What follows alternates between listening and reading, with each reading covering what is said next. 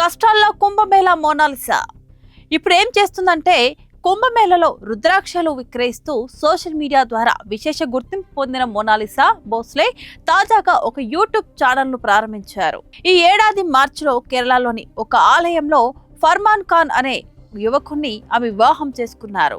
తాజాగా ఆమె తన ఇన్స్టాగ్రామ్ ఖాతా ద్వారా తన యూట్యూబ్ ఛానల్ ను ప్రమోట్ చేస్తూ అభిమానుల మద్దతు తనకు ఎంతో అవసరమని ఛానల్ ను సబ్స్క్రైబ్ చేసుకోవాలని విజ్ఞప్తి చేశారు.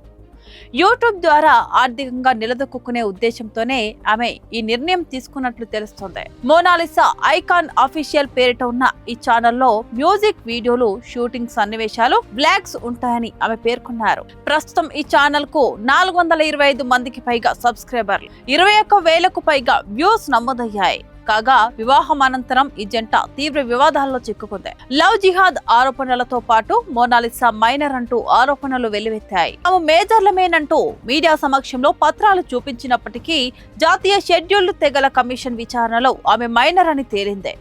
మోనాలిసా 2009 డిసెంబర్ 30న జన్మించినట్లు నిర్ధారణ కావడంతో మధ్యప్రదేశ్లోని ఖర్గోన్ జిల్లా మహేశ్వర్ పోలీస్ స్టేషన్లో ఫర్మాన్ ఖాన్ పై ఫోక్సో చట్టం కింద ఎఫ్ఐఆర్ నమోదైంది.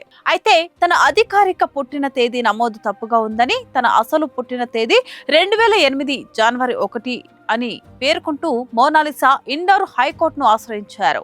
మరోవైపు గుర్తు తెలియని వ్యక్తులు తనను వెంబడిస్తూ ప్రాణహాని కలిగిస్తున్నారని ఆరోపించడంతో కేరళ హైకోర్టు ఆమెకు ఇటీవల పోలీసు రక్షణ కల్పించింది.